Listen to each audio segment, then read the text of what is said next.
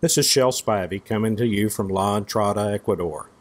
My wife Marcia and I operate a bed and breakfast in the small little fishing village of La Entrada.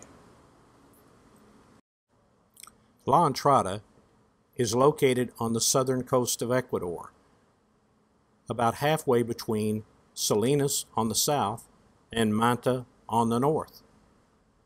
The population of our little village, as you see here on the picture, is about 750 people. The economy here is pretty much driven by fishing. Most all the men in the village go out at least 6 days a week and they fish. They leave it late in the afternoon, just before dark, and they come in around daylight each day. The last year, life along the coast of Ecuador has been very challenging. It started last fall with all the talk of El Nino and the fact that it was going to ravage the Ecuadorian coast, when in fact that really didn't happen.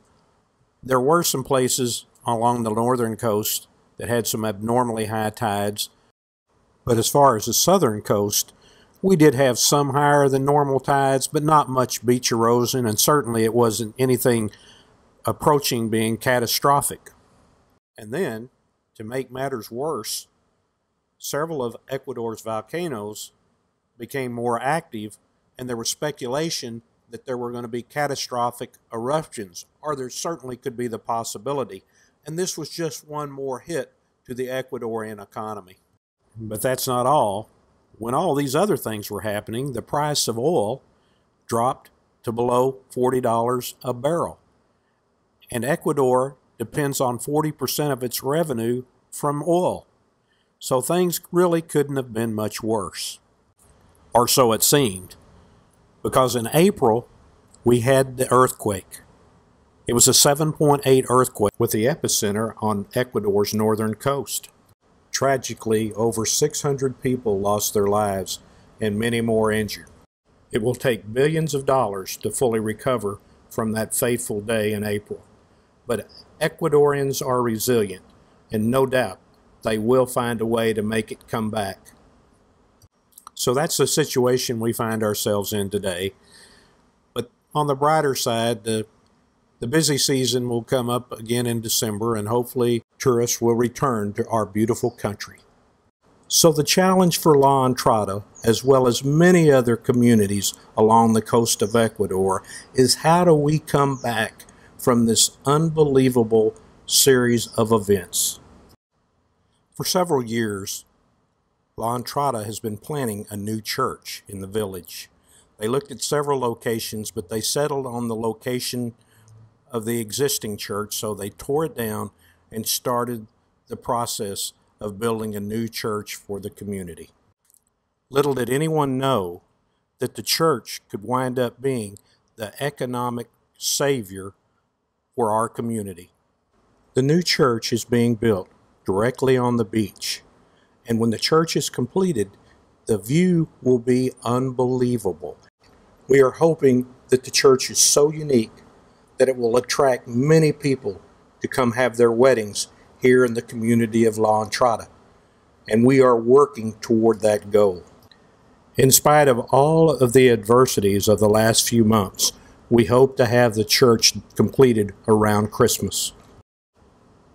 With that overview of our current circumstances, I'm now going to take you into our little village of La Entrada. Okay, I said we would be heading down to the church, but we're going to stop a couple of places on the way to the church. This is the little square here in La Entrada. Across the way from me you can see the whale. There's a pool there, and then there's a little tienda there, 3 or 4 little stations there that you can buy lunch. And what they call is almuerzo here. Typically you can buy lunch for like $2.50. That's the community building up above, and there's a little walking bridge that you go across here to access the village. Normally there are no cars in this village whatsoever, but due to the construction of the church, they made a road down in here where their cars can come in and out. But if we're just going to pan around and just let you see the square here, Obviously, there's some things that need some repair. There are a number of things beside the church, and I'll go over a couple of things with you that we want to complete at about the same time. You can see some of these little houses are painted, but the paint's in very bad condition. We're trying to get a national paint company here to donate the necessary paint to actually paint all these individual houses, and I think there's around 80 of them all in the downtown area, and most of them are private residents, but we're going to paint them all different pastel colors. So that's going to be a project in itself, but we hope to get that done in the near future. Hola, ¿cómo está? Okay, we're going to walk down toward the church. We are leaving the square here, and we're walking down this street. There are actually two roads that go through the village. One is in the middle here of the village, and that's one we're on, and the other one is over on the beach side, which is the Malecon. As you can see, the town is clean. Again, so many of these buildings need to be painted, and they would look so much better if they were.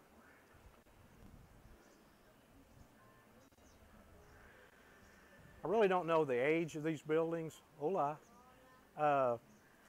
You know, I would suspect that most of these are around 40 or 50 years old. So we're going to proceed on down through here. And as we walk down through this little road down through the village, we'll kind of give you shots of some of the buildings. Got a few pigeons here going.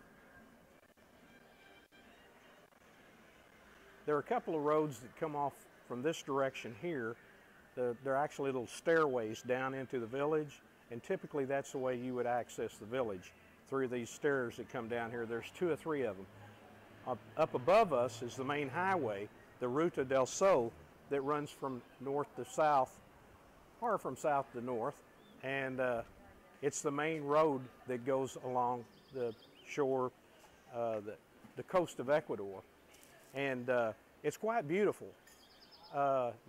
It really reminds you, all the way from Salinas all the way up to Esmeraldas, a lot of the California and Oregon, Washington coastline. Most of it is sparsely populated, and a lot of it is national park. Okay, in the distance here, you can see the church. The old church was on this same site. The old church was on this same site that we're going to go to, but they tore it down in preparation for the new one. Again, we're going to walk on down. Okay, we're going to take a look here at one of the stairways coming down into the little town from the main highway that I just spoke of.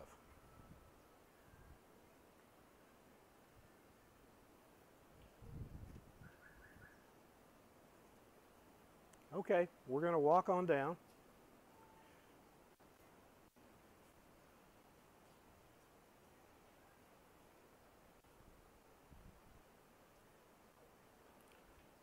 Okay, we're going to proceed on to the church. We're just now coming up onto the church. You can see it's under construction, and the church was actually started probably about, I'd say about 8 or 9 months ago, but they totally ran out of funds to do the church. There are a few workers working here trying to try to play catch up. They would like to have the church finished by Christmas, and I really think that may be doubtful, but we'll see. But we are looking for all of additional sources of funding to help us complete the church. And the church here is really the focal point of the community. They have a community center, but we expect when the church is clear, it'll be kind of a multifunctional facility. The dominant religion here in Ecuador is definitely Catholic, probably 98%. But they'll use the church is going to be constructed in such a way that they can use it for other things. One thing that we're really looking forward to is we hope the church is going to be beautiful enough, and it's going to have windows all in it that will let you have this beautiful view of the ocean. So we're hoping it will become a destination wedding place, and if that happens, it'll be an economic boom for the city, because they have very talented people in this, everywhere from a fine bakery that makes cakes and pastries that's known all over Ecuador, to wedding planning and different things like that. We hope that we can tap into that as a revenue for the city to help them maintain the church. You know, do 2 or 3 weddings a week would certainly be a great thing for this community. We're going to walk on down closer.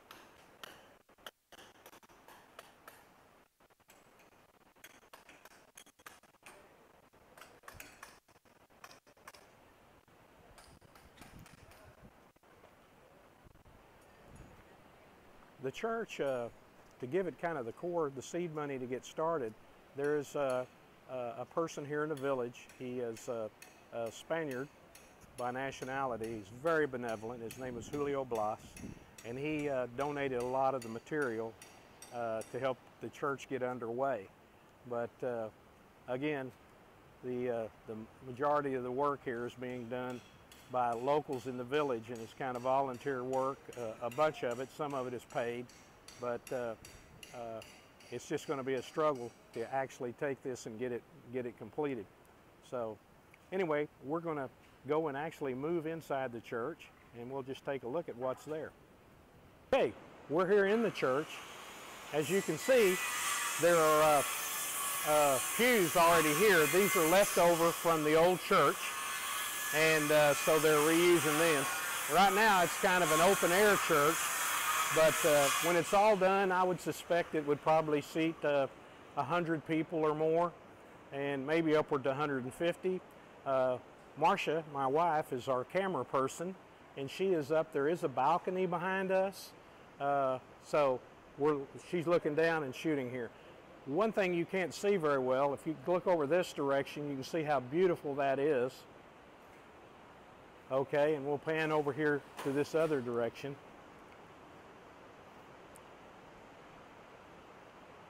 It's kind of hard to see the view here that's going to be when this is completed, but it's really going to be phenomenal.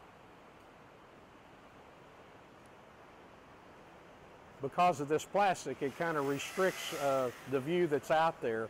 But again, once this is done, it'll be quite unique as far as the churches along the coast. Most all the other churches are on a square, and they're more inside the city off the coast. So this one will be the only one that I know of that is actually out here on the ocean side. So again, this church is a Catholic church, and the way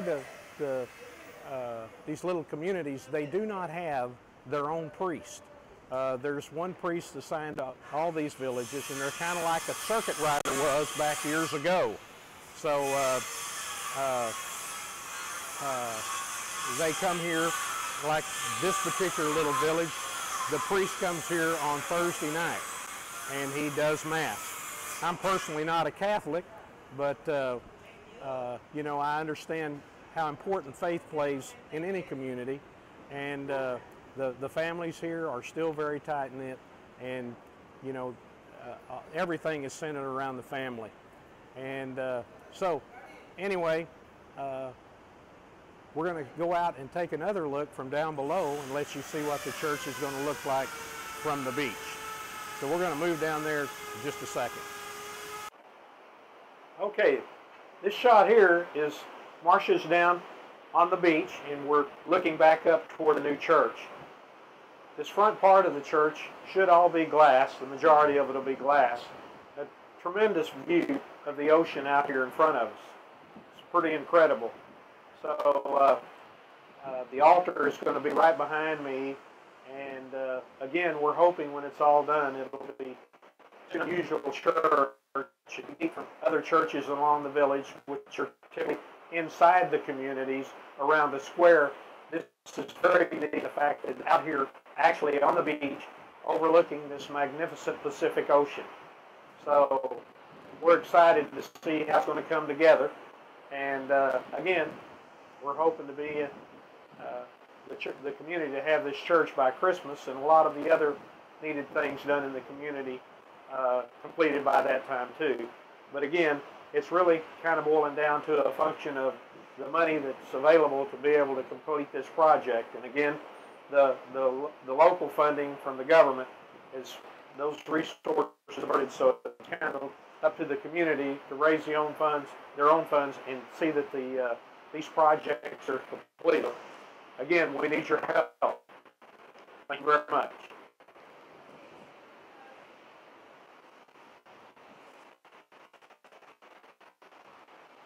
Okay, we're going to take a little bit closer look at this railing that needs to be replaced. It is made out of rebar and cement.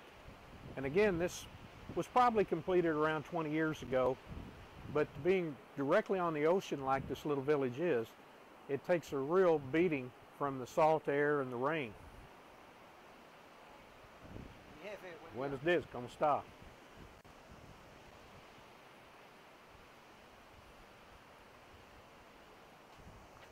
Okay, moving on down here. We had one of the locals here working on his motorcycle, and we have Mr. Mule here. Okay, maybe that's a horse. Hope he's not getting ready to kick me. But you can see all of this this railing is in disrepair. Some of it's actually missing. This little Malecon runs, I'd say, about a block long here, and then when it ends down here, you go into kind of a central square. But this is a very picturesque little village, and as I said, if we can get these structures cleaned up and painted, it's really going to make a lot of difference in the way the community looks. Obviously, today is laundry day. I think typically that happens Wednesday in the village. So there's a lot of laundry here.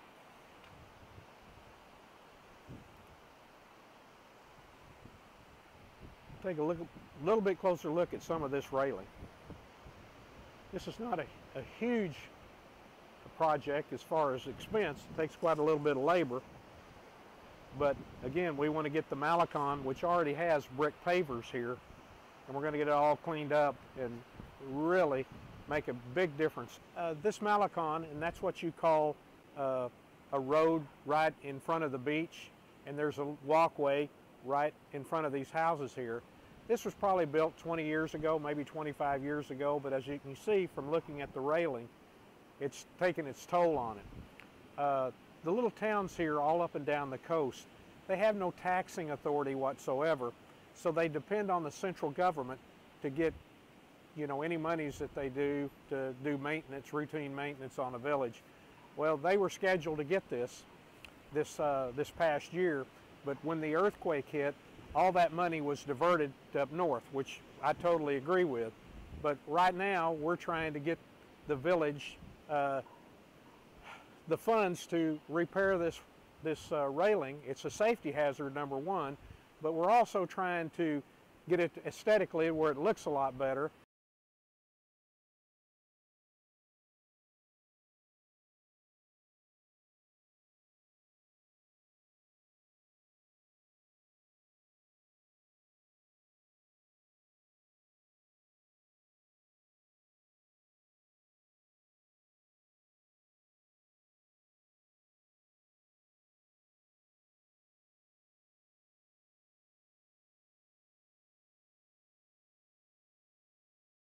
Well, I hope you enjoyed this rather lengthy compilation of video clips and still shots, but it does give you a pretty good overview of where we started back in 2016 and where we are today. We've had some beautiful weddings here, and the church is everything we wanted it to be. There's still things we need to get done with the church, but we have changed our focus to the colorization of the village. And sometime in the near future, and right now it is January of 2019, but sometime in the next 6 months we hope to be complete with the colorization of the village.